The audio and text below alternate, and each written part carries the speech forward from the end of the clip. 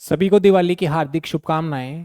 आपने देखा होगा अभी आरएएस का जो है वो 2023 का रिजल्ट आया और उसमें कई सारे बच्चों की अच्छी रैंक आई, लेकिन कई सारे बच्चे अभी भी जो हैं थोड़े से हताश हैं, या तो उनकी रैंक थोड़ी कमजोर है या फिर वो वापस से कई ऐसे लोग हैं जो कि इंटरव्यूज दे रहे हैं, या उन्होंने अभी जो मेंस का एग्जामिनेशन पास किया है अब उसमें वो इंटरव्यू देंगे। तो वहां पर आपकी एक सबसे बड़ी जो समस्या कई बच्चों में जब हम उनको ट्रेन करते हैं, तो एक जो देखी गई समस्या है वो है उनका ओपिनियन। अब एक अच्छा ओपिनियन आप कैसे बिल्ड करते हैं, इसमें कई सारे स्टेप होते हैं, लेकिन ये एक अच्छा ओपिनियन आपके इंटरव्यू की मार्क्स की दशा तय करता है। आप कई बार आपकी जानकारी सही है, आपने अच्छा प्रदर्शन किया है, लेकिन मार्क्स जो हैं वो कमजोर आते हैं। उसके पीछे ये जो कारण है उसमें कई पहलू हैं। बॉडी लैंग्वेज हो सकती है आपके द्वारा जो है, उसमें इंटरव्यूअर को कई बार बीच में न सुनना, थोड़ा एरोगेंट मतलब साउंड होना। उसके साथ में एक और एंगल आता है, वो है आपकी व्यू और ओपिनियन। अब ओपिनियन आपको कैसे बिल्ड करना है, पहले आपको ध्यान रखना है जब भी हमारा ओपिनियन हो उसके दो तीन पैरामीटर्स होते हैं, यानी वो हमारे कॉन्स्टिट्यूशन संविधान से जुड़ी हुई बात होनी चाहिए। हमारे ओपिनियन में ध्यान होना चाहिए हमें, जो भी हमारा माइंडसेट हमने तय किया है वो संविधान के ऊपर बिल्कुल खरा होना चाहिए। हमारी कोशिश होनी चाहिए कि लेटर में तो हो, लेकिन स्पिरिट में भी संविधान की भावनाओं को जो है हम शामिल करें। दूसरा, वो जो है लॉजिकली करेक्ट हो। लॉजिकली करेक्ट होने का मतलब यह है कि ऐसा नहीं है कि हम दिन को रात अगर वहां पर बताने लगे तो आप समझो वो ओपिनियन नहीं है। तीसरा, आपको यह ध्यान रखना है जो हम ओपिनियन दे रहे हैं वो हमारी सोसाइटी के ऊपर कितना लागू हो सकता है, हमारी देश की अर्थव्यवस्था में कितना लागू हो सकता है, जो राजनीतिक सेटअप है उसमें किस प्रकार का ग्रेजुअल जो चेंज है वो ला सकता है।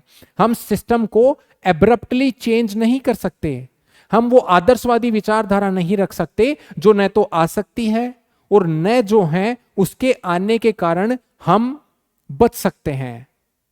आपको एक और चीज ध्यान रखनी है ओपिनियन बिल्ड करते समय, कि जो भी आप सोचें वो बेसिकली कॉस्ट इफेक्टिव भी हो, क्योंकि हम एक वेलफेयर स्टेट हैं, डेवलपिंग कंट्री हैं। हमारे पास जो रिसोर्सेज हैं वो इनफाइनाइट रिसोर्स नहीं है, हमारे पास रिसोर्सेज जो हैं वो लिमिटेड हैं। तो हमारा जो ओपिनियन हो, किसी चीज के बारे में एडवाइस हो, वो बिल्कुल कॉस्ट के अंदर में होनी चाहिए। तो कैसे ये ओपिनियन बिल्ड करना है, उसके लिए हमने एक फॉर्मूला तैयार किया है, और वो फॉर्मूला हम आपसे इस तरीके से बता रहे हैं। इसके कई सारे स्टेप हैं, जहां पर आप याद करें तो इसमें आई ओ ए वी ओ इस तरीके से इसको ध्यान रख सकते हैं। पहला आई यानी इंसिडेंट, कोई घटना हुई, वो घटना जो है इंसिडेंट के तौर पर आएंगे थोड़ा सा। दूसरा आई जो है इंफॉर्मेशन गैदरिंग। तीसरा जो ओ है वो है ऑब्जर्वेशन। चौथा ए है वो है एनालिसिस करना, एनालाइज करना चीजों को। पांचवा जो है वी यानी व्यू, और छठा यानी ओ ओपिनियन। ये 6 जो घटक हैं उसको आपको ध्यान रखना है। पहला आई ये कहता है कि अब जो है वो इंसिडेंट हो गई है, कोई भी घटना घटी है, चाहे वो राजनीतिक आर्थिक मोर्चे पर, देश के फॉरेन रिलेशन से संबंधित किसी भी सामाजिक मुद्दे पर, इस प्रकार की कोई भी जो है घटना घटी हो उसको हम इंसिडेंट कहते हैं। तो जब वो घटना घट गई है तो उसको हम फिर इंफॉर्मेशन गैदरिंग के स्टेज पर आते हैं, जो कि हमारा सेकंड स्टेप है। यानी हम उस घटना के बारे में जो हमें इंफॉर्मेशन मिलती है वो विभिन्न चैनल से मिलती है। उसमें प्रिंट मीडिया हो सकता है, इलेक्ट्रॉनिक मीडिया हो सकता है, सोशल मीडिया के चैनल हो सकते हैं, पर्सन टू पर्सन हमें इंफॉर्मेशन मिल सकती है। अब वो जो इंफॉर्मेशन हमें मिली है, जो हमने उसको सुना है, उसकी हमें आगे जा करके ऑब्जर्व करना है उसको। यानी कई बार हमें जो इंफॉर्मेशन मिलती है, माना जाता है प्रिंट मीडिया के द्वारा जो इंफॉर्मेशन प्राप्त होती हैं वो करीबन करीबन सत्य होती हैं, करीबन करीबन, यानी उनकी सत्यता की जो डिग्री होती है वो अन्य मीडियम से ऊपर होती है। अगर हम बात करें इलेक्ट्रॉनिक मीडिया की, तो कई बार इलेक्ट्रॉनिक मीडिया खबरों को फास्ट दिखाने के लिए उन खबरों की वेरासिटी जो है हो सकता है कई बार कम आंकता है, तो कई गलतियां उनसे हो जाती हैं। जहां पर रिपोर्टिंग नहीं भी होनी है उनके बारे में भी जो है कई बार ऐसी रिपोर्टिंग कर दी जाती है इलेक्ट्रॉनिक मीडिया में।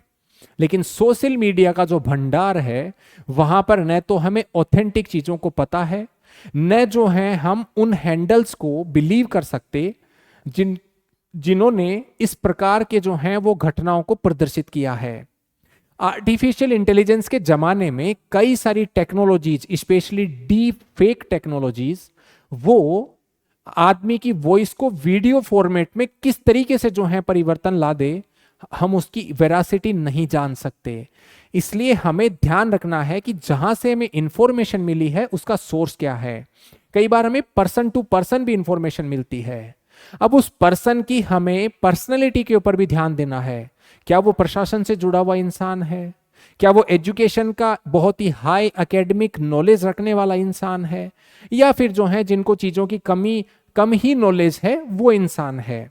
तो हमें इन पैरामीटर्स को दिमाग में ध्यान रखना है जब हम उसके बारे में इंफॉर्मेशन गैदर करते हैं। तब तीसरा आता है ऑब्जर्वेशन, यानी यह वह स्टेप है जहां पर आप चीजों को खुद 2, 3, 5, 7 दिन तो जो है गौर करते हैं, उसके ऊपर जो घटनाएं और आगे होती हैं उनको ध्यान रखते हैं, और फिर आपको पता चलता है अरे जो मैंने पढ़ा सुना हो सकता है वो था ही नहीं, या जो था वो वास्तव में सत्य था। तो उन हैंडल्स जहां से आपको वो इंफॉर्मेशन मिली है, इंफॉर्मेशन गैदरिंग आपने जहां से की है, उसके ऊपर भी आपका भरोसा धीरे धीरे बढ़ने लग जाता है।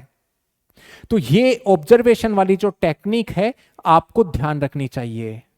ऑब्जर्व आप करते हैं, साइलेंट माइंड से करते हैं, काम आप रहते हैं, लगातार आप ऑब्जर्व करते हैं, उसकी अपडेट के बारे में आपको पता होता है, उसके पहले जो घटना हुई होती है उसको पता होता है, तो आपका दिमाग जो है लॉजिकली उन घटनाओं को अटैच करता है।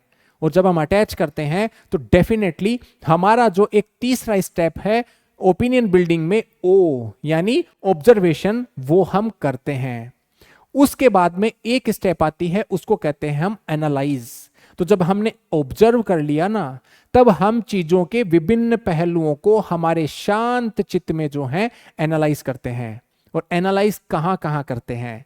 क्या वो बात कॉन्स्टिट्यूशन पर खरी उतरती है, कानून संगत या युक्ति संगत कोई बात कही गई है, या जो हमने किया है वो इकोनॉमी के हिसाब से, देश की सामाजिक व्यवस्था के हिसाब से, देश की राजनीतिक व्यवस्था के हिसाब से कहीं ऐसा तो नहीं है जिसमें उग्रवादी विचार हो, या जो है सिस्टम को पूरी तरीके से जो है खत्म करने के बारे में बोला गया हो, भले ही चाहे कितना भी आदर्शवादी विचार हो। तो हम वहां पर उन चीजों को एनालाइज करते हैं। आप कभी भी देखते होंगे वो ही विचार पसंद आता है, वो ही एक्टिविटी पसंद आती है, वो ही सोच पसंद आती है जो कि संविधान के, उस देश के कानून के, उस देश में जो चलती आ रही प्रथा को फॉलो किए हुए रहता है। तो यहां पर आपको ओपिनियन बिल्ड में चौथा जो स्टेप है एनालिसिस का, उसमें जो मैंने आपको बताया इन पैरामीटर्स को ध्यान रखना है।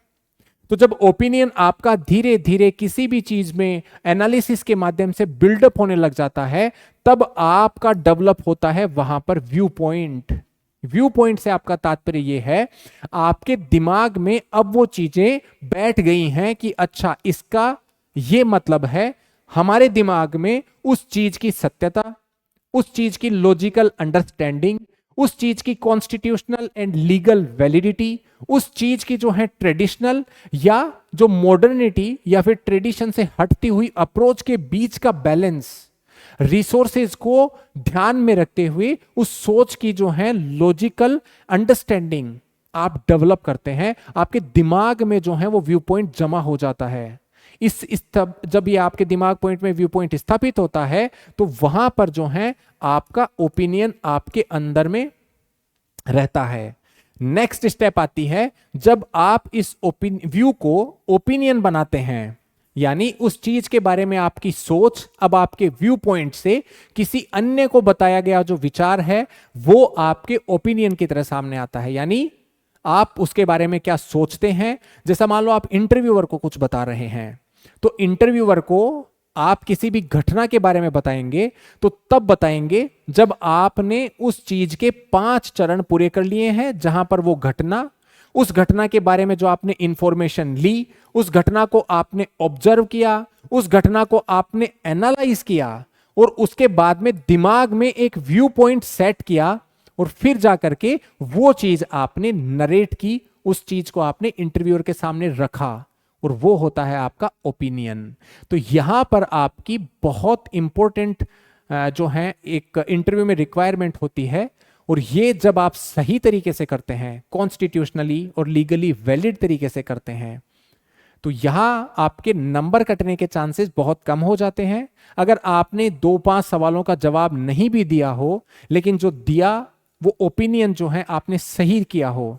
कई बार हमारा राजनीतिक मुद्दों के ऊपर पार्टी स्पेसिफिक विचारधारा बन जाती है, वो हमें वहां पर नहीं करना, क्योंकि ब्यूरोक्रेट्स के लिए जो जरूरी है वो है न्यूट्रलिटी और इम्पार्शियलिटी को मैनेज रखना।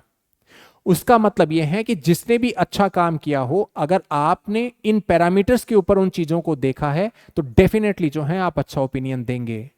अगर किसी पार्टी ने या किसी पार्टी के समय में मान लो कहीं पर कोई दंगा हुआ हो, तो डेफिनेटली दंगा किसी भी देश के जो है वो सामाजिक ताना बाना हो, चाहे वहां के निवेश के हालात हो, उन लोगों की बेसिक लाइफ हो, उन लोगों के फंडामेंटल राइट्स हो, उनके ऊपर सीधा हमला होता है, तो आपका ओपिनियन उसके अगेंस्ट में होना ही चाहिए। आप चाहे किसी भी पार्टी से जुड़े हुए आप किसी भी पार्टी को वोट देते हैं, अगर आपसे पूछा जाए इमरजेंसी के बारे में, तो आपका व्यू पॉइंट इमरजेंसी के अगेंस्ट में ही होना चाहिए। यह होता है स्ट्रॉन्ग ओपिनियन।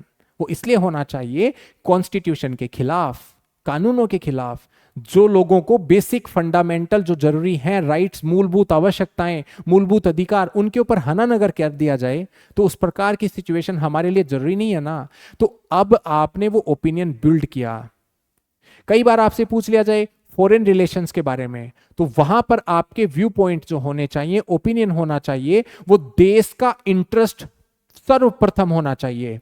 ऐसा नहीं है कि आप जो है नेपाल इंडिया रिलेशन के बारे में बात करें और कह दें वहां पर कि भारत जो है सर बिग ब्रदर की तरह ट्रीट करता है इन कंट्रीज को। नो, आप ये नहीं बात कर सकते। वो बात वहां पर उसके अपोजिशन पार्टी वाले लोग, उस कंट्री के पार्टी वाले लोग कर सकते हो, हमें ऐसा नहीं करना है। हमें तो ये दिखाना है कि भारत ने उन कंट्रीज को कैसे सहायता दी, और जब सहायता दी तो उसके कुछ तो पैरामीटर होते होंगे, इसलिए उन देश को भी जो है म्यूचुअलिटी से ही तो रिलेशन चलता है कोई भी। तो जब हमने तो कुछ किया लेकिन उसका जवाब उसने नहीं दिया, तो उसकी भी तो जिम्मेदारी उस कंट्री की बनती है ना। तो कभी भी इन शब्दों का यूटिलाइजेशन ना करें। बिग ब्रदर, हमारे देश के जो इंटरेस्ट हैं उसके खिलाफ कभी नहीं बोलें। यानी देशों से मैत्रीपूर्वक संबंधों के ऊपर ही आपको ओपिनियन बिल्ड करना है। तो शायद आपको ये चीज क्लियर हुई होगी। जब हम ओपिनियन के बारे में बात करते हैं तो समझा तो मैंने दिया फॉर्मूला, लेकिन कैसे करना है ये हम आपको या तो YouTube के इंटरव्यू सीरीज के जो वीडियोस हैं उसके माध्यम से, या हमारे टेलीग्राम के चैनल पर, RS जंक्शन का जो टेलीग्राम चैनल है उसके ऊपर हम जो ऑडियो सीरीज के माध्यम से आपके लिए डेली के करंट अफेयर्स या आपकी पर्सनैलिटी के डायमेंशंस, इनसे रिलेटेड जो भी चीजें लाते हैं उसमें आपको सिखाने का प्रयत्न किया जाता है रियल लाइफ एटमॉस्फेयर में। तो आप हमारे टेलीग्राम से जुड़ सकते हैं, यूट्यूब चैनल को सब्सक्राइब कर सकते हैं। अगर ये वीडियो आपको अच्छा लगा तो आप इसको लाइक और हाइप कर सकते हैं, जिससे आपको ये नोटिफिकेशन हमेशा मिलते रहें। हमारा जो एप्लीकेशन है RS जंक्शन का गूगल प्ले स्टोर पर, या हमारी जो वेबसाइट है rsjunction.com, उस पे जो है आपको हमारे इस समय दिवाली के ऊपर जो कोर्सेज चल रहे हैं उस पर 50% डिस्काउंट दिया जा रहा है हमारे सभी कोर्सेज पर। कोर्सेज कौन कौन से हैं?